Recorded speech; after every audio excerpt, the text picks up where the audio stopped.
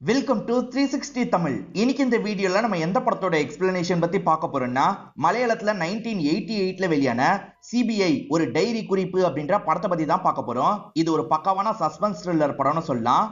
ஒரு பெரிய குடும்பத்து மருமக இறந்து போயிடுறாங்க. சூசைட் தான் பண்ணிக்கிட்டாங்கன்ற மாதிரி சிலர் சொல்றாங்க. ஆனா சூசைடா கொலையான்ற மாதிரி போலீஸுங்க விசாரிக்க ஆரம்பிக்கிறாங்க. விசாரணையோட முடிவுல குற்றவாளியை கண்டுபிடிச்சாங்களா இல்லையான்னு சொல்றது தான் இந்த படத்தோட கதையா இருக்கும். நிறைய ட்விஸ்ட் அண்ட் டர்ன்ஸ்லாம் வச்சு கொண்டு போயிருப்பாங்க. மம்முட்டி தான் படத்துல லீட் ரோல் பண்ணிருப்பாரு. கண்டிப்பா இந்த படம் உங்க எல்லாருக்குமே பிடிக்கும்னு நம்புறேன். எக்ஸ்பிளனேஷனுக்குள்ள போறதுக்கு முன்னாடி வீடியோக்கு ஒரு லைக் போடுங்க. அது மூலியமா இந்த வீடியோ இன்னும் நிறைய பேர்கிட்ட கொண்டு போய் சேர்க்கப்படும். மேற்கொண்டு டைம் வேஸ்ட் பண்ணாம நம்ம நேரடியா எக்ஸ்பிளனேஷனுக்குள்ள போயிடலாம். படத்தோட ஸ்டார்டிங் சீனே பிரபாகரன் ஒருத்தரை காட்டுறாங்க. இவர் டிஎஸ்பியா இருப்பாரு. ஒரு தகவல் கிடைச்சிருக்கு போல அந்த ஸ்பாட்டுக்கு போகணுன்ற மாதிரிலாம் யோசிக்கிறாரு. இப்ப ஜீப் எடுத்துட்டு கிளம்பி அந்த இடத்துக்கு வந்துடுறாரு. ஒரு பணக்கார வீட்டு மருமகளை காட்டுறாங்க. அவங்க பேரு ஓமனா அப்படின்றது. மாடியில இருந்து குதிச்சு இறந்து போயிருக்காங்க போல. இதுக்காக தான் டிஎஸ்பி வந்திருக்காரு. இந்த இடத்துல தான் சிஐயும் இருக்காரு. அவர் பேரு அலெக்ஸ் அப்படின்றது. முதல்ல இந்த வீட்டுல இருக்க ஒவ்வொருத்தரை பத்தியா நான் சொல்லிடுறேன். முதல்ல பிளாக் ஷர்ட் போட்டு ஒருத்தரை காட்டுறாங்கல்ல, இவர் பேரு ஜாய் அப்படின்றது. இந்த வீட்டு மருமகனா இருப்பாரு. அதாவது இந்த வீட்டு பொண்ணை கல்யாணம் பண்ணிருக்காரு. தகவல் கேள்விப்பட்டு தான் வந்திருக்காரு போல. இப்போ ஒருத்தரை காட்டுறாங்க பாத்தீங்களா, இவர் பேரு சன்னி அப்படின்றது. ஓமனாவோட ஹஸ்பண்டா இருப்பாரு. இப்ப இவரோட அப்பாவை காட்டுறாங்க. அதாவது ஓமனாவோட மாமனாரை காட்டுறாங்க. இவர் பேரு அவரச்சன் அப்படின்றது. இவங்களெல்லாம் நல்லா கவனிச்சு வச்சுக்கோங்க. அப்பதான் கதை தெளிவா புரியும். அவரச்சனை பொறுத்த வரைக்கும் பிசினஸ் பார்ட்னரா ஒருத்தர் இருக்காரு. அவர் பேரு நாராயணன் அப்படின்றது. ஓமனா அப்பா இருக்காரு பாத்தீங்களா, தகவல் கேள்விப்பட்டு இந்த இடத்துக்கு வந்துடுறாரு. இறந்து போயிருக்க பொண்ணை பார்த்து பயங்கரமா ஃபீல் பண்றாரு. ஓமனாக்கு ஒரு தங்கச்சியும் இருக்காங்க போல. இப்ப அப்பாவும் தங்கச்சியும் பாடியை தொடுறதுக்காக வராங்க. தொடலாம் கூடாது அப்படின்ற மாதிரி போலீஸுங்க கொஞ்சம் தள்ளி போக வச்சிடுறாங்க. இப்ப அப்பாவும் தங்கச்சியும் பயங்கரமா ஃபீல் பண்ணிட்டு இருக்காங்க. இந்த டிஎஸ்பி இருக்கார்ல, மேல போய் பார்க்கணும்ன்ற மாதிரிலாம் யோசிக்கிறாரு. இப்ப டிஎஸ்பியும் அந்த அலெக்ஸும் சேர்ந்த மாதிரி மேல வந்துடுறாங்க. எப்படி குதிச்சிருக்க வாய்ப்பு இருக்கு அப்படின்ற மாதிரிலாம் பார்த்துட்டு இருக்காங்க. இதே இடத்துல சாக்கோன்னு ஒருத்தர் இருக்காரு. இவர் யாரு என்னன்றத பின்னாடி நான் சொல்றேன். இப்ப டாக்டர் இருக்காரு பாத்தீங்களா, எப்ப இந்த டெத் நடந்திருக்க வாய்ப்பு இருக்குன்றதெல்லாம் செக் பண்றாரு. செக் பண்ணவர் என்ன சொல்றாருன்னா, நைட்டு 8 மணிக்கு தான் அவங்க மாடியில இருந்து குதிச்சிருக்க வாய்ப்பு இருக்குன்ற மாதிரி சொல்றாரு. சரின்ற மாதிரி டிஎஸ்பியும் ஏத்துக்கிறாரு. இப்ப ஓமனாவோட இறுதி சடங்கு வேலை எல்லாம் நடக்க ஆரம்பிக்குது. சாக்கோன்னு ஒருத்தரை கவனிச்சு வச்சுக்கோங்கன்னு சொன்ன பாத்தீங்களா, ஓமனாவோட சொந்தக்காரரா தான் இந்த சாக்கோ இருப்பாரு. இப்ப ஃபேமிலிக்கு ஆறுதல்லாம் சொல்லிட்டு இருக்காரு. நீங்க தான் கூட இருந்து கேஸை கவனிக்கணும், அப்பப்ப எங்களுக்கு சொல்லணும் அப்படின்ற மாதிரி தங்கச்சியும் அப்பாவும் சொல்றாங்க. சரின்ற மாதிரி இந்த சாக்கோவும் இந்த இடத்துல ஏத்துக்கிறாரு. இப்ப டிஎஸ்பி சன்னி கிட்ட பேசுறதுக்காக இந்த இடத்துக்கு வந்துடுறாரு. சன்னியோட மாமாவும் அக்காவும் சேர்ந்த மாதிரி தான் ஆறுதல்லாம் சொல்லிட்டு இருக்காங்க. சன்னி பயங்கரமா ஃபீல் பண்ணிட்டு இருக்காரு. இப்ப டிஎஸ்பி கூப்பிடுறாருன்னு சொன்னா இவருமே டிஎஸ்பியை பார்த்து பேசுறதுக்காக இந்த இடத்துக்கு வந்துடுறாரு. நேத்து நைட்டு என்ன நடந்தது கொஞ்சம் தெளிவா சொல்லுங்கன்ற மாதிரி தான் டிஎஸ்பி கேக்குறாரு. இப்ப சன்னியும் நடந்த விஷயத்த சொல்ல ஆரம்பிக்கிறாரு. ஆக்சுவலா சன்னியை பொறுத்த வரைக்கும் எப்ப பாரு குடிச்சுக்கிட்டே இருப்பாரு. இதெல்லாம் ஓமனாக்கு பிடிக்கவே பிடிக்காது. இது ரிலேட்டடா இவங்களுக்குள்ள எப்பவுமே ஆர்குமெண்ட்லாம் வரும். நேத்தும் அதே மாதிரி தான் ஆர்குமெண்ட் வந்தது அப்படின்ற மாதிரி இவர் சொல்றாரு. இவர் அடிக்கடி ஃப்ரெண்ட்ஸ் கூட பாருக்கு போவார் போல. அந்த மாதிரி இவரும் ரெடி ஆயிட்டு கிளம்பலான்னு பாக்குறாரு. எங்க போறீங்க? பாருக்கா? பாருக்கு மட்டும் போக கூடாது அப்படின்ற மாதிரி சொல்லிட்டாங்க. நான் குடிக்கணும், என்ன விடுன்ற மாதிரி சொல்றாரு. ப்ளீஸ் குடிக்க மட்டும் வேணான்ற மாதிரிலாம் இவங்க தடுக்கிறாங்க. இவர் கேட்கிற மாதிரியே இல்ல. ஓமனாவை தள்ளி விட்டு இங்க இருந்து கிளம்ப ஆரம்பிக்கிறாரு. நீங்க போகும்போது டைம் என்னன்னு கேக்குறாங்க. 7:30 மணி இருக்கும்ன்ற மாதிரிலாம் இவர் சொல்றாரு. இவர் தள்ளி விட்டதுல கூட அவங்க இறந்து போயிருக்க வாய்ப்பு இருக்கு. இவரே சூசைடா மாத்தி இருக்க வாய்ப்பு இருக்குன்ற மாதிரிலாம் சந்தேகப்படுறாங்க. சரி, நான் தள்ளி விட்டதெல்லாம் அவ இறந்து போல அப்படின்ற மாதிரி இவர் சொல்லிட்டு இருக்காரு. அவ இதுக்கு முன்னாடியே சூசைடுக்கு அட்டம் பண்ணிருக்கா அப்படின்ற மாதிரி சொல்றாரு. இது எப்பன்ற மாதிரிலாம் டிஎஸ்பி கேக்குறாரு. ஒரு 6 மாசத்துக்கு முன்னாடி இந்த விஷயம் நடந்தது சார். விஷ மருந்து குடிச்சு அவ சாகிறதுக்கு ட்ரை பண்ணா அப்படின்ற மாதிரிலாம் இவர் சொல்றாரு. ஆக்சுவலா இவங்களுக்கு 3 வருஷத்துக்கு மேல குழந்தை இல்ல. அதை நினைச்சு ஓமனா ஃபீல் பண்ணுவாங்க. அதனால தான் இந்த முடிவை எடுத்தான்னு சொல்றாரு. டிஎஸ்பியே இவரை பிளேம் பண்ற மாதிரி நிறைய கேள்வி கேட்டுக்கிட்டே இருக்காரு. எல்லாத்துக்குமே இந்த சன்னி பதில் சொல்லிட்டு இருக்காரு. சரி, சன்னியோட அப்பா கிட்ட பேசி பார்க்கலாம் அப்படின்ற மாதிரி இவர் யோசிக்கிறாரு. சன்னியை போக சொல்லிடுறாரு. அப்பாவை கூட்டுவாங்க அப்படின்ற மாதிரி சாக்கோ கிட்ட சொல்றாரு. சாக்கோ இருக்கார்ல, அவரச்சன் நீங்க வாங்கன்ற மாதிரி சொல்றாரு. இப்ப அவரச்சன் இந்த இடத்துக்கு வந்துடுறாரு. அவரச்சன் கிட்ட என்ன நடந்தது, நீங்க எப்ப பாடியை பாத்தீங்கன்ற மாதிரிலாம் கேக்குறாரு. இப்ப அவரச்சனும் நடந்த விஷயத்தை இந்த இடத்துல சொல்ல ஆரம்பிக்கிறாரு. இந்த அவரச்சன் மேனேஜர் கூட வெளியூருக்கு போயிருப்பாரு. வேலையெல்லாம் முடிச்சுட்டு மேனேஜரை வீட்டுல விட்டுருவாரு. டிரைவர் கூட வீட்டுக்கு வந்து சேருவாரு. டிரைவர் இருக்கான்ல, சரி நான் கிளம்புறேன்ற மாதிரி இங்க இருந்து கிளம்புறான். இவருமே சாவியை வாங்கிட்டு அனுப்பி வச்சிடுறாரு. இப்ப கதவுக்கு காலிங் பெல் அடிக்கிறாரு. ஆனா கதவை யாருமே திறக்க மாட்டாங்க. யாருமே வீட்டுல இல்ல போலன்னு யோசிக்கிறாரு. ஆக்சுவலா இவர் வீட்டுல ஒரு வயசான வேலைக்காரங்க இருக்காங்க, பின்பக்கம் தான் அவங்க இருப்பாங்க. அவங்கள போய் பார்க்கலான்ற மாதிரி நடக்கிறாரு. அந்த வழியா நடந்து வந்துட்டு இருக்கும் போதுதான் மருமகளோட பாடியை பாக்குறாரு. பார்த்தவரு செம்மையா ஷாக் ஆயிடுறாரு. என்ன பண்றதுன்னு தெரியல. பையனுக்கு கால் பண்றாரு, அதே சமயம் மாப்பிளைக்கு கால் பண்றாரு. எல்லாருமே சேர்ந்த மாதிரி போலீஸ்க்கு தகவலை கொடுத்திருப்பாங்க. இவரோட டிரைவர் பேரு வாசு அப்படின்றது. வாசு இதுக்கு முன்னாடி கிரைம் எல்லாம் பண்ணிருப்பான். அவனை ரவுடி மாதிரி தானே நீங்க யூஸ் பண்றீங்க அப்படின்ற மாதிரி டிஎஸ்பி கேக்குறாரு. அவரச்சன் இருக்கார்ல, அப்படிலாம் இல்ல, வாசு இப்ப மாறிட்டான்ற மாதிரிலாம் சொல்லிட்டாரு. அதனால தான் வேலை போட்டு தந்தன்ற மாதிரிலாம் சொல்லிட்டாரு. வேலைக்காரி பக்கத்துல தான் இருந்திருக்காங்க. அப்படி பக்கத்துல இருந்தாங்கன்னா குதிக்கும் போது அவங்க கத்துன சவுண்ட் கேட்டிருக்கோம்ல, அந்த வேலைக்காரி கிட்ட விசாரணை பண்ணும் அப்படின்ற மாதிரிலாம் இவர் யோசிக்கிறாரு. நீங்க போலான்ற மாதிரி சொல்லிட்டாரு. இப்ப அவரச்சனும் இங்க இருந்து கிளம்புறாரு. இவரோட பிசினஸ் பார்ட்னர் நாராயணன் உட்காந்துட்டு இருக்காருல, அவருக்கு பக்கத்துல வந்து தான் கொஞ்சம் அப்செட்டா உட்கார்றாரு. நாராயணனும் கவலைப்படாத, எந்த பிரச்சனை வந்தாலும் பாத்துக்கலான்ற மாதிரி சொல்லிட்டாரு. நாராயணனை பொறுத்த வரைக்கும் பெரிய பெரிய ஆளுங்களெல்லாம் தெரியும். வேலைக்கார பாட்டிக்கு ஏதாவது சவுண்ட் கேட்டிருக்க வாய்ப்பு இருக்கான்ற மாதிரி தான் விசாரிச்சு பாக்குறாங்க. அப்பதான் ஒரு விஷயம் தெரிய வருது, அந்த பாட்டிக்கு காது சரியா கேட்காது போல. கேள்வியை கேட்கறதுக்கே அவங்க பயங்கரமா கஷ்டப்பட்டுட்டு இருக்காங்க. அந்த பாட்டி எனக்கெல்லாம் எந்த ஒரு சத்தமும் கேட்கலன்ற மாதிரி சொல்லிட்டாங்க. எனக்கு ஓம்னா மேடமும் ரொம்ப பிடிக்கும், ஏன்னா சம்பளம் எனக்கு கூடலாம் தருவாங்க, இதுக்கப்புறம் யார் எனக்கு தருவாங்கன்ற மாதிரிலாம் ஃபீல் பண்ணிட்டு இருக்காங்க. சரி நீங்க கிளம்புங்கன்ற மாதிரி சொல்லிட்டு இந்த பாட்டியே இங்க இருந்து கிளம்புறாங்க. நீங்க எப்படி சொல்ல சொன்னீங்களோ அதே மாதிரி தான் சொல்லியிருக்கன்ற மாதிரி அவரச்சன் கிட்டே இவங்க சொல்றாங்க. சோ அவரச்சன் சொல்லி குத்த மாதிரி தான் இவங்க சொல்லியிருக்காங்க போல. சாக்கோவை இவங்க ரெண்டு பேர் பேசிக்கிறத கவனிக்கிறாரு. ஆனா அவங்க பேசிக்கிறதுல இவரோட காதுல கேட்கல. அங்க இருந்து போறாரு. ஓம்னா அப்பாவை பொறுத்த வரைக்கும் ஓம்னா சூசைட் பண்ணிருக்க வாய்ப்பு இல்லைன்னு நினைக்கிறாரு. ஆனா போலீஸுங்க கேஸ கரெக்டா விசாரிப்பாங்களான்னு டவுட் இருக்கு. ஆனா ஆளுங்க இருக்காங்கல்ல, அந்த டிஎஸ்பி ரொம்ப நேர்மையானவரு, கரெக்டா தான் இந்த கேஸை விசாரிப்பாரு அப்படின்ற மாதிரிலாம் சொல்லிட்டாங்க. ஆக்சுவலா அந்த வீட்டுல ஏதாவது நடந்தா பக்கத்து வீட்டுல சவுண்ட் கேட்கும்ல, கொஞ்சம் தள்ளி இருக்க பக்கத்து வீட்டுக்கு இவங்க வந்துடுறாங்க. அங்க இருக்க நபரை ஸ்டேஷனுக்கு வர சொல்லி எல்லாம் சொல்றாங்க. அந்த சன்னி எப்ப பாரு ஒய்ஃபை போட்டு அடிப்பாரு போல. அந்த சவுண்ட் ஹஸ்பண்டுக்கும் ஒய்ஃபுக்கும் கேட்கும். இருந்தாலும் ஒய்ஃப் இருக்காங்கல்ல, இத பத்தி எல்லாம் அங்க போய் சொல்லிட்டு இருக்காதீங்க, தேவையில்லாம நமக்கு தான் பிரச்சனை வரும், நீங்க பாட்டுக்கு எதுவுமே தெரியாதுன்ற மாதிரி சொல்லிட்டு வாங்கன்ற மாதிரி அனுப்புறாங்க. அவரச்சன் ஃப்ரெண்டு நாராயணன் இருக்கார்ல, நடுவுல இந்த வீட்டுக்கு ஒருவர் போல. இவர்கிட்ட ஓமனாவை பத்தி கேக்குறாங்க. ஓமனா சூசைட் பண்ணிருக்க அதிக வாய்ப்பு இருக்குன்ற மாதிரி இவர் சொல்ல ஆரம்பிக்கிறாரு. ஆக்சுவலா இவரோட வீட்டுக்கு ஓமனா வருவாங்க, இவரோட பேர பசங்க கிட்ட விளையாடுவாங்க. ஓமனாக்கு பசங்கன்னா ரொம்ப பிடிக்கும், அது கிடைக்காதுன்ற வருத்தத்துல கூட இப்படி பண்ணிருக்க வாய்ப்பு இருக்குன்ற மாதிரி சொல்லிட்டாரு. சரி நீங்க போங்க, மேனேஜரை அனுப்பி வைங்கன்ற மாதிரி டிஎஸ்பி சொல்லிட்டாரு. இப்ப வெளியே வந்த இவர் இருக்கார்ல, மேனேஜரை போக சொல்லிட்டாரு. அதாவது அவரச்சனோட மேனேஜர் தான் இந்த இடத்துல பேசுறதுக்கு வந்திருக்காரு. நீங்க வெளியூருக்கு போனது உண்மையான்னு கேக்குறாரு. மேனேஜரும் ஆமான்ற மாதிரி சொல்லிட்டாரு. சரி உங்களை எத்தனை மணிக்கு வீட்டுல விட்டாரு அப்படின்ற மாதிரி கேக்குறாரு. 9:30 மணிக்கு விட்டாரு அப்படின்ற மாதிரி சொல்லிட்டாரு. சோ அந்த அவரச்சன் சொன்னது உண்மைதான்றது தெரிய வருது. ஏன்னா ரெண்டு பேருமே ஒரே டைம் தான் சொல்றாங்க. பக்கத்து வீட்டு நபரை வர சொல்லி இருந்தாங்கல்ல, அவருமே இந்த இடத்துக்கு வந்துடுறாரு. அவர்கிட்ட டிஎஸ்பி பேச ஆரம்பிக்கிறாரு. இந்த வீட்டுல இருந்து சவுண்ட் ஏதாவது கேட்குமான்ற மாதிரி கேக்குறாரு. சார் அடிக்கடி சன்னி அவரோட ஒய்ஃபை போட்டு அடிப்பாரு சார், அந்த சவுண்ட் எல்லாம் எங்களுக்கு கேட்கும்ன்ற மாதிரி இவர் சொல்றாரு. அதே மாதிரி அவரச்சன் கூட எப்ப பாரு மருமகளை திட்டிக்கிட்டே இருப்பாருன்னு சொல்லிட்டாரு. எதுக்காக திட்டுவாருன்ற மாதிரிலாம் டிஎஸ்பி கேக்குறாரு. சார் திடீர்னு பணக்காரர்ல, அதனால தான் எப்ப பாரு மருமகளை திட்டுவாருன்னு சொல்லிட்டாரு. சோ அவரச்சன் ஸ்டார்டிங்ல இருந்தே பணக்காரர் இல்ல போல, சில வருஷத்துக்கு முன்னாடியில இருந்து தான் பணக்காரரா மாறி இருக்காரு. அளவு இருந்தவர் சட்டுன்னு வளர்ந்துட்டாரு, அந்த பொறாமையில இப்படி சொல்றியான்ற மாதிரி டிஎஸ்பி கேக்குறாரு. சார் எனக்கெல்லாம் எந்த ஒரு பொறாமையும் இல்ல சார், என் ஒய்ஃப் எதுவுமே தெரியாதுன்ற மாதிரி வந்துருங்கன்னு சொன்னா, அதை தாண்டி எனக்கு தெரிஞ்சதை சொல்லணுன்றதுக்காக தான் இந்த விஷயத்தெல்லாம் சொல்லிட்டு இருக்கேன், தயவு செஞ்சு என்ன விட்டுருங்கன்ற மாதிரிலாம் கேக்குறாரு. சரி போங்க அப்படின்ற மாதிரி இவருமே அனுப்பி வச்சிடுறாரு. போலீஸ் சரியா தான் விசாரணை பண்றாரா அப்படின்ற மாதிரி அப்பாக்கு டவுட் வருது. இவரை பார்த்து லெட்டர் தரணும்ன்ற மாதிரி யோசிக்கிறாரு. சரி என் பொண்ணுக்கு நியாயம் கிடைக்கணும், பார்த்து பண்ணுங்கன்ற மாதிரிலாம் லெட்டரை தந்துடுறாரு. டிஎஸ்பியும் ஏத்துக்கிறாரு. இப்ப அப்பா போலான்னு நினைக்கும் போது இந்த வழியா சன்னி வந்துட்டு இருக்காரு. சன்னியை பார்த்தோன்னா அப்பா டென்ஷன் ஆயிடுறாரு. பாவி அநியாயத்துக்கு என்னோட பொண்ணை சாவடிச்சிட்டி அப்படின்ற மாதிரிலாம் அவனை போட்டு அடிக்கிறாரு. ஆனா பக்கத்துல இருக்க போலீஸுங்க இருக்காங்கல்ல, தடுத்துடுறாங்க. முதல்ல கிளம்புங்கன்ற மாதிரி அப்பாவையும் தங்கச்சியும் அனுப்பி விடுறாங்க. டிஎஸ்பியும் அலெக்ஸும் சேர்ந்த மாதிரி தான் இந்த கேஸை விசாரணை பண்ணிருப்பாங்க. இப்ப ரெண்டு பேருக்குள்ள டிஸ்கஸ் பண்ணிட்டு இருக்காங்க. சாக்கோவும் இந்த இடத்துல தான் இருக்காரு. டிஎஸ்பி இது சூசைடா இருக்கதான் வாய்ப்பு இருக்குன்ற மாதிரிலாம் அலெக்ஸ் கிட்ட சொல்லிட்டு இருக்காரு. இதை கவனிச்சிட்டு இருக்க சாக்கோ இருக்காருல, எனக்கு ஒரு டவுட் இருக்குன்னு சொல்லிட்டாரு. என்ன டவுட் சொல்லுன்ற மாதிரிலாம் டிஎஸ்பி கேக்குறாரு. போஸ்ட்மார்ட்டம் பண்ண டாக்டர் 8 மணிக்கு இது நடந்ததா சொல்லியிருப்பாரு. ஆனா சாக்கோ என்ன சொல்றாருன்னா, கண்டிப்பா 8 மணிக்கு இது நடந்திருக்க வாய்ப்பு இல்ல, ஏன்னா 8:30 மணிக்கு மழை பெஞ்சது, அந்த மலையில நானே நனைஞ்சேன், பாடி 8 மணிக்கு கீழே இருந்ததுன்னு வச்சுக்கோங்க, அந்த மலையில ரத்தம்லாம் அங்க இருந்து போயிருக்கும், ஆனா நம்ம பார்க்கும் போது ரத்தம் இருந்தது, சோ அதுக்கப்புறம் தான் மேல இருந்து அவங்க குதிச்சிருக்க வாய்ப்பு இருக்கு, டைம் எதுக்காக இவர் தப்பா சொன்னாரு, கண்டிப்பா யாருக்கோ ஹெல்ப் பண்றதுக்காக இப்படி பண்றாருன்னு சொல்றாரு. சாக்கோ சொல்றதும் இந்த டிஎஸ்பிக்கு வேலிடா படுது. டாக்டர் எதுக்காக போய் சொல்லணும், ஏதோ தப்பா இருக்கேன்ற மாதிரி யோசிக்கிறாரு. ஆனா அலெக்ஸ் இருக்கார்ல, சார் ரத்தம் போகாம இருந்திருக்கும், சிம்பிள், இது சூசைட் தான், நீங்க தேவையில்லாம யோசிக்காதீங்கன்னு சொல்லிட்டாரு. இப்ப அலெக்ஸ் இங்க இருந்து எந்திரிச்சு போயிடுறாரு. இப்ப டிஎஸ்பிக்கு டவுட் வந்துருது.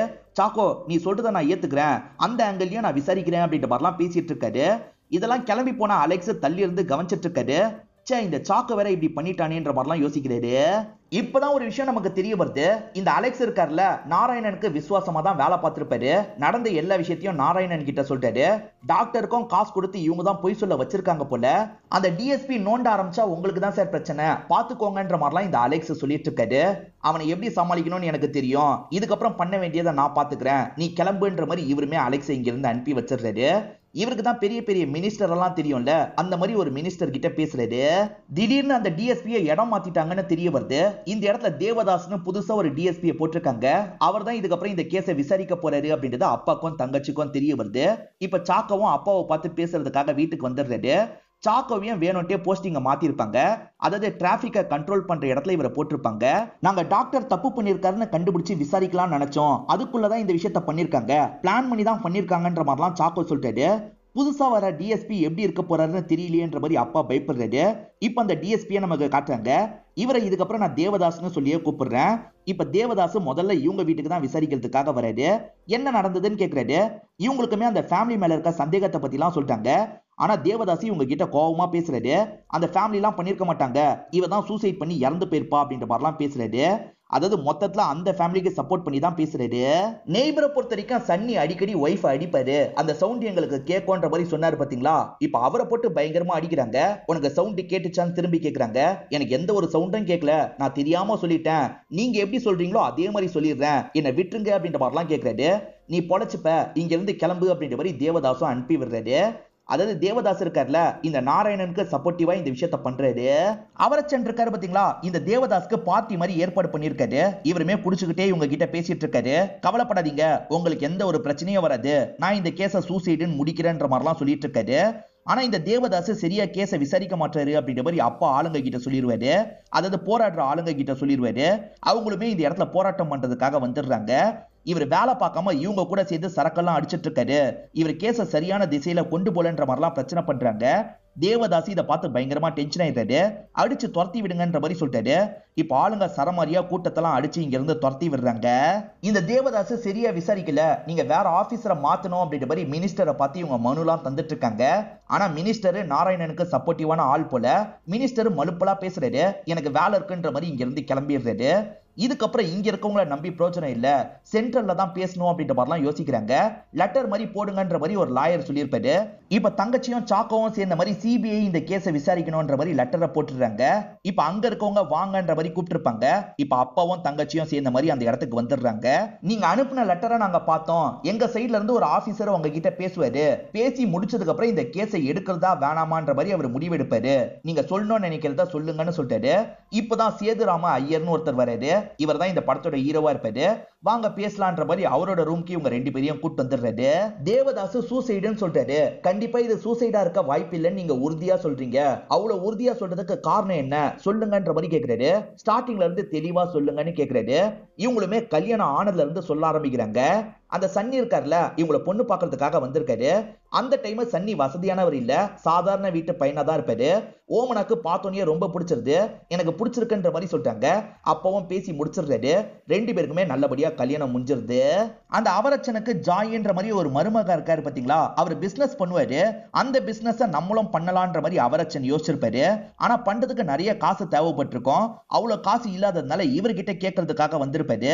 ஓமனாவோட அப்பாவை பொறுத்த வரைக்கும் சின்ன பொண்ணுக்காக தான் ஒரே ஒரு இடத்த வச்சிருப்பாரு, அதை எப்படி தரது அப்படின்ற மாதிரிலாம் யோசிக்கிறாரு. அப்ப சின்ன பொண்ணு இருக்காங்கல்ல, வாங்கப்பான்ற மாதிரி சிக்னல் கொடுத்து கூப்பிடுறாங்க. பரவாயில்ல, அக்கா வீட்டுக்கு தானே தரோம் தாங்கன்ற மாதிரி சொல்லிட்டாங்க. சின்ன பொண்ணே சொன்னதால இவரும் பண்ணலான்ற மாதிரி நினைக்கிறாரு. இந்த பத்திரத்தை வச்சுக்கோங்க அப்படின்ற மாதிரிலாம் தந்துடுறாரு. அது மூலியமா அவங்களுமே அந்த தொழிலை பண்ண ஆரம்பிச்சிருப்பாங்க. அந்த தொழில் மூலியமா நிறைய சம்பாரிச்சிருப்பாங்க. சம்பாரிச்சதுக்கு அப்புறம் தான் அவங்களோட நடவடிக்கை எல்லாமே டோட்டலா மாற ஆரம்பிச்சிடும். அப்ப சின்ன பொண்ணுக்காக வச்சிருந்த இடம்ல பத்திரத்தை வாங்கிடலாம் நினைச்சிருப்பாரு. இப்ப வாங்குறதுக்காக அவரச்சனை பாக்குறதுக்காக வராரு. அந்த பத்திரத்தை மட்டும் தாங்கன்ற மாதிரிலாம் கேக்குறாரு. ஆனா அவரச்சன் இருக்கார்ல, அதெல்லாம் தர முடியாதுன்ற மாதிரி பேசிட்டு இருக்காரு. ஏற்கனவே நிறைய காசு இருக்கு, அதை மீறியும் தரமாட்டேன்னு சொல்லிட்டாரு. இப்படி சொன்னா எப்படி தாங்கன்ற மாதிரிலாம் அப்பா பேசுறாரு. தர முடியாது, முதல்ல கிளம்புங்கன்ற மாதிரிலாம் அனுப்பி விடுறாரு. இடம் போனா கூட பரவாயில்ல, என் பொண்ணு நிம்மதியா இருக்காளான்னு பார்த்தா அவ்வளவு நிம்மதியா இல்லன்ற மாதிரி அப்பா சொல்லிட்டாரு. ஆக்சுவலா ஓமனாவை வீட்டுல நல்லபடியெல்லாம் பாத்துக்கல, டார்ச்சர் பண்றாங்க போல. அப்பா பொண்ணை பார்த்து பேசலாம் நினைக்கிறாரு, அப்பாவை அளவே பண்ண மாட்டாங்க. ஏன்னா பண்ற டார்ச்சரை பத்தி பொண்ணு சொல்லிடுவாங்கல்ல, அதனால பேச விட மாட்டேன்ற மாதிரிலாம் இவர் பிரச்சனை பண்றாரு. அதை மீறியும் அப்பா உள்ள போக பாக்குறாரு, அப்பாவை பிடிச்சு தள்ளி விடுறாங்க. அப்பா சோகமா இங்க இருந்து கிளம்பி போறாரு. இது எல்லாத்தையும் கூட நான் பொறுத்துக்கிட்டேன் சார், அப்பதான் அந்த விஷயம் நடந்தது அப்படின்ற மாதிரி அப்பாவும் ஒரு விஷயத்த சொல்ல ஆரம்பிக்கிறாரு. அது என்னன்னு பாத்தீங்கன்னா, ஓமனா விஷம் குடிச்சு ஹாஸ்பிட்டல்ல அட்மிட் ஆயிருக்காங்க. சின்ன பொண்ணு தான் இந்த தகவலை ஓடி வந்து சொல்றாங்க. இதை கேட்டோன்னு அப்பா பயங்கரமா உடஞ்சு போயிடுறாரு. கிளம்பி ஹாஸ்பிட்டலுக்கு பொண்ணை பாக்குறதுக்காக வந்துடுறாரு. ஏமா இப்படி ஒரு விஷயத்த பண்ணன்ற மாதிரிலாம் கேட்கிறாரு. டார்ச்சர் தாங்க முடியாம தான் பண்ணன்ற மாதிரி சொல்றாங்க. இதுக்கப்புறம் தப்பி தவறி இந்த மாதிரி விஷயத்தெல்லாம் பண்ணாத, அப்பாக்கு சத்தியம் பண்ணுன்னு சத்தியம் வாங்கிடுறாரு. சீக்கிரமா உன்னை இங்க இருந்து கூட்டு போறேன்ற மாதிரி சொல்றாரு. இவனுங்க கிட்ட இருந்து காப்பாத்தணும் அப்படின்ற மாதிரிலாம் அப்பா யோசிச்சிருப்பாரு. நான் கூட்டு போறதுக்குள்ளதான் இப்படி நடந்துருச்சு சார், இந்த மாதிரி முடிவை எடுக்க மாட்டேன்னு எனக்கு சத்தியம் பண்ணிருக்கா, அப்படி இருக்கும் போது சூசைட் பண்ணிருக்க வாய்ப்பு இல்ல, வேற ஏதோ தான் நடந்திருக்கு. இதை தாண்டி எங்க சொந்தக்கார பையன் சாக்கோ நிறைய விஷயத்த கண்டுபிடிச்சிருக்கான், அதனாலதான் எங்களுக்கு டவுட் அதிகமாச்சு அப்படின்ற மாதிரிலாம் இவங்க சொல்றாங்க. சரின்ற மாதிரி இந்த இடத்துல இவருமே ஏத்துக்கிறாரு. இப்ப சாக்கோவை வர வச்சு பேசுறாரு. எதை வச்சு உங்களுக்கு சந்தேகம் வந்ததுன்னு கேக்குறாரு. சாக்கோ சில விஷயங்களை கண்டுபிடிச்சார்ல, அதை பத்தி எல்லாம் சொல்லிட்டாரு. அந்த டாக்டருக்கு காசு கொடுத்துதான் இந்த விஷயத்த பண்ணிருக்காங்க, நானும் டிஎஸ்பியும் கண்டுபிடிச்சிட்டோன்றதுக்காக எங்க 2 பேரோட போஸ்டிங்க மாத்திட்டாங்க அப்படின்ற மாதிரிலாம் இவர் சொல்லிட்டாரு. சரி நான் பாத்துக்கிறேன், நீங்க கிளம்புங்கன்ற மாதிரி சாக்கோவை ஹீரோவும் போக சொல்லிட்டாரு. சாக்கோ வந்துட்டு இருக்க வழியில ஆளுங்கெல்லாம் கவர் பண்றாங்க, சாக்கோவை அட்டாக் பண்ண ஆரம்பிக்கிறாங்க. சாக்கோ முதல்ல சண்டை போடுறாரு, ஆனா போக போக அடி வாங்கிட்டு இருக்காரு. சரியான நேரத்துக்கு ஹீரோ இந்த இடத்துக்கு வந்துடுறாரு. சாக்கோக்கு ஆபத்து இருக்குன்றதுனால சண்டை போடுறாரு. சாக்கோவை இந்த இடத்துல காப்பாத்திடுறாரு. சாக்கோவை அட்டாக் பண்ண வந்திருக்காங்கன்னா கண்டிப்பா இதுல ஏதோ தப்பு இருக்கு, நம்ம இந்த கேஸை எடுத்துக்கணும் அப்படின்ற மாதிரிலாம் முடிவு எடுக்கிறாரு. இப்ப சீனியரை பாக்குறதுக்காக வராரு. சரி இந்த கேஸ்ல ஏதோ பிரச்சனை இருக்கு சார், நான் இந்த கேஸை எடுத்துக்கிறேன் அப்படின்ற மாதிரிலாம் சொல்லிட்டாரு. சீனியர் இருக்கார்ல, உங்களுக்கு சப்போர்ட்டிவா 2 பேரை கூட்டு போங்கன்ற மாதிரி 2 பேரை வர வைக்கிறாரு. ஒருத்தர் பேரு ஆரி அப்படின்றது, இன்னொருத்தரோட பேரு விக்ரம் அப்படின்றது. இவங்க 3 பேருக்குமே அந்த ஊர்ல ஒரு வீடை ஏற்பாடு பண்ணிருப்பாங்க, அந்த வீட்டுக்கு தான் வந்துட்டு இருக்காங்க. அந்த ஊர்ல மலேரியா நிறைய பேருக்கு வந்துட்டு இருக்கு போல, அதனால நிறைய பேருக்கு பிளட் டெஸ்ட் எல்லாம் எடுத்துட்டு இருக்கிறது இவங்களுக்கு தெரிய வருது. இப்ப இவங்க 3 பேருமே இந்த வீட்டுக்கு வந்துடுறாங்க. சிபிஐ ஆபீசர் இந்த கேஸை விசாரிக்கிறதுக்காக வந்திருக்கிறத பத்தி இவங்களுக்கு எல்லாம் தெரிய வருது. சாம்பார் சாதம் தயிர் சாதம் சாப்பிடுறவன் தான் விசாரிக்கிறதுக்காக வந்திருக்கான், அவனால தான் நம்மள எதுவுமே பண்ண முடியாதுன்ற மாதிரி பேசிட்டு இருக்காங்க.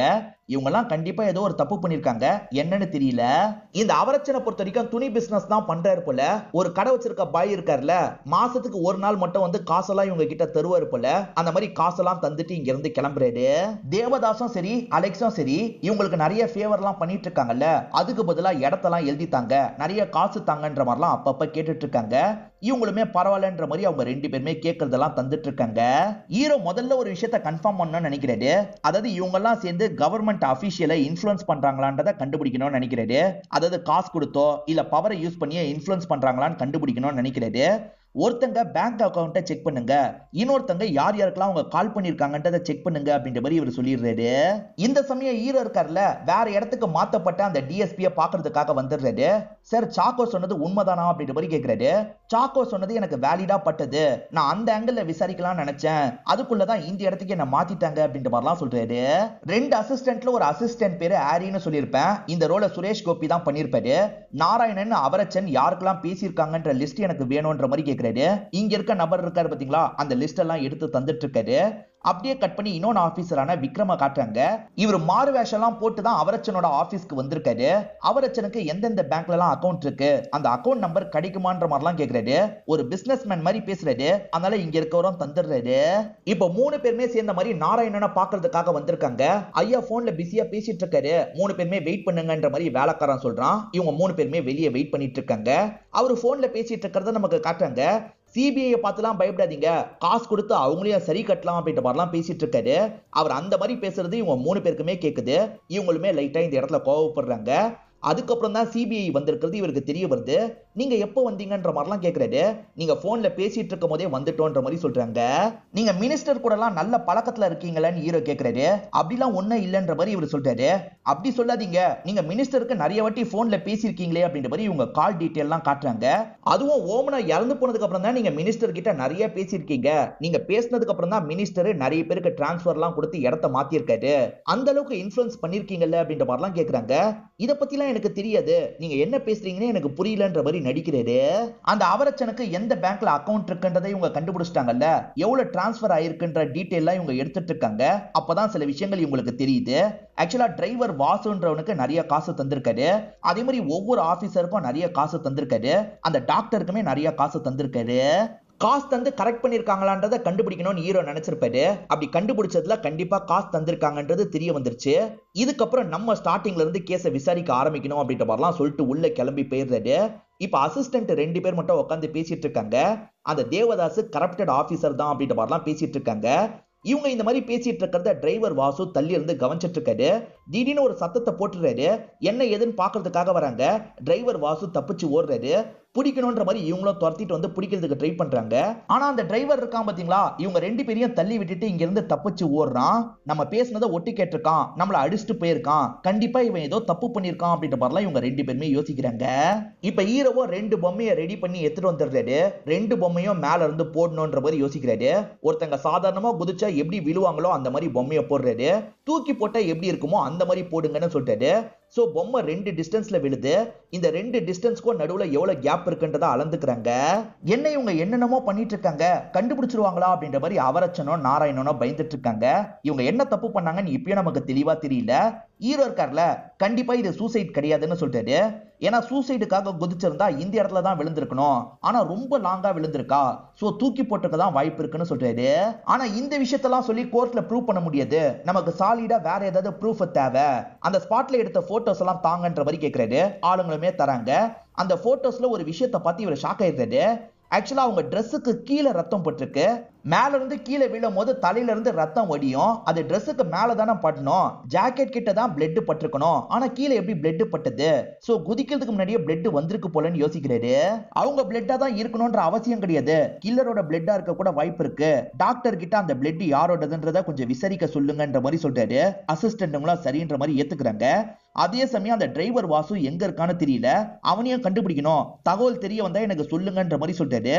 இப்ப நைட்டு நேரம் ஹீரோ படிச்சுட்டு இருக்கும் போது தகவல் கிடைக்குது. அந்த வாசு ஒரு ஹோட்டல்ல தான் பதுங்கி இருக்கான்ற மாதிரி சொல்றாங்க. அந்த இடத்துல போய் அமுக்கிறதுக்காக இவங்க 3 பேருமே வந்துடுறாங்க. இவங்களை பார்த்தோன்னா அந்த வாசு இருக்கான் பாத்தீங்களா, இவங்களை அடிச்சுட்டு இங்க இருந்து தப்பிக்கிறதுக்கு ட்ரை பண்றான். ஆனா இவங்க 3 பேருமே சேர்ந்த மாதிரி வாசுவை லாக் பண்ணிடுறாங்க. இப்ப வாசுவை ஒரு ரூம்ல தான் அடைச்சு வச்சிருக்காங்க. அவனுக்கே தெரியாம கேமரா மூலியமா அவனை மானிட்டர் பண்ணிக்கிட்டே இருக்காங்க. இப்ப காலையில சமயம் நியூஸ் பேப்பர் வந்துருது.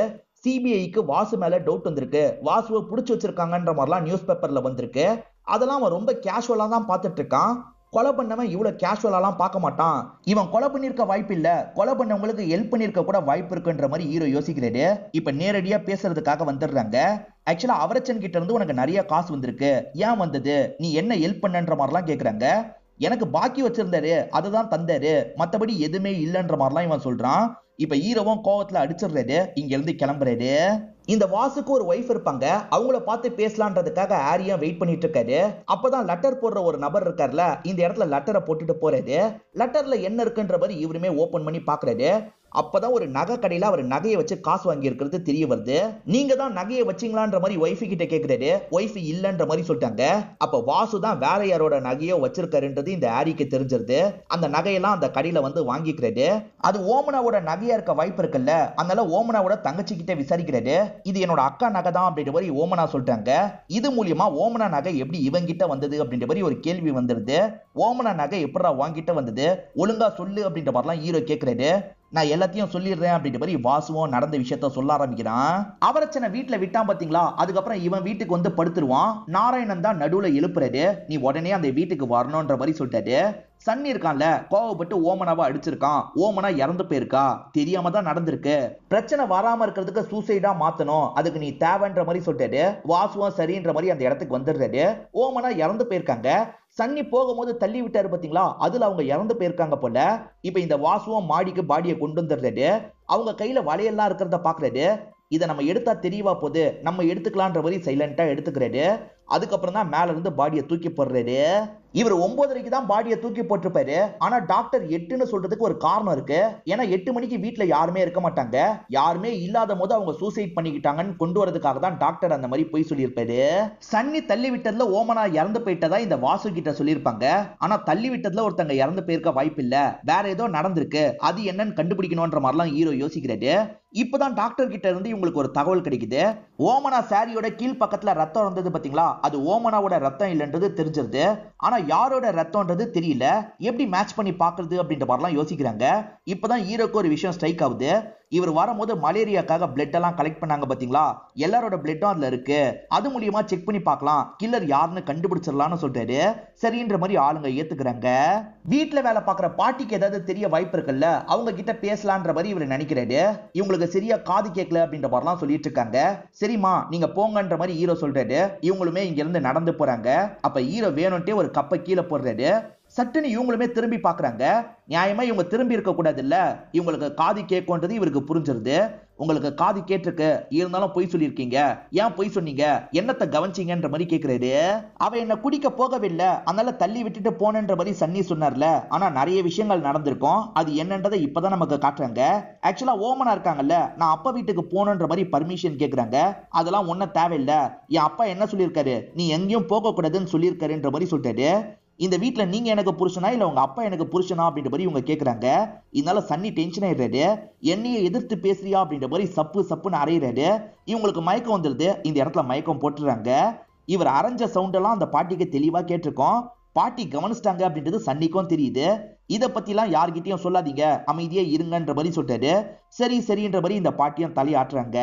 அந்த சன்னி பயங்கரமா அரைஞ்சிருக்காரு போல, அதுல கூட அந்த பொண்ணு இறந்து போயிருக்க வாய்ப்பு இருக்கு.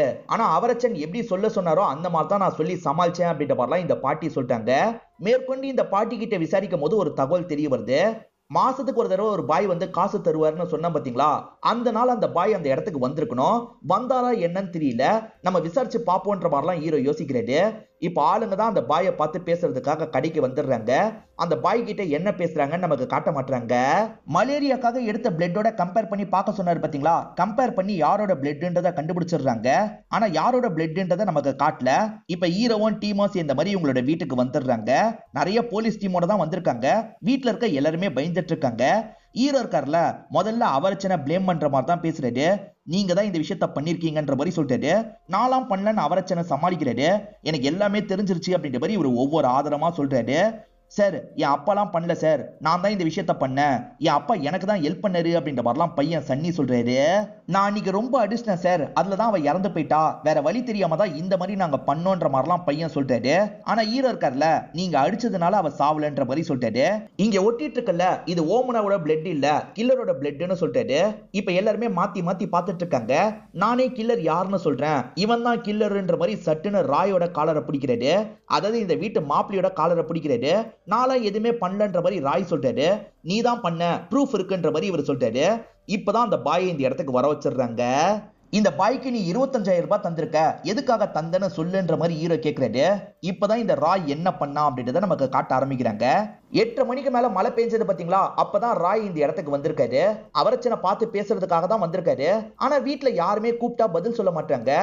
மேல வரும்போது ஓமனா மயக்கத்துல இருக்கிறது தெரிய வருது. ஓமனா என்னாச்சு, எந்திரி அப்படின்ற மாதிரி சொல்லிட்டாரு. இப்ப தண்ணி எல்லாம் ஊத்திட்டு இருக்காரு. இப்ப அவங்களோட இடுப்பு தெரியுது. இவருமே கொஞ்சம் சபலப்பட ஆரம்பிக்கிறாரு.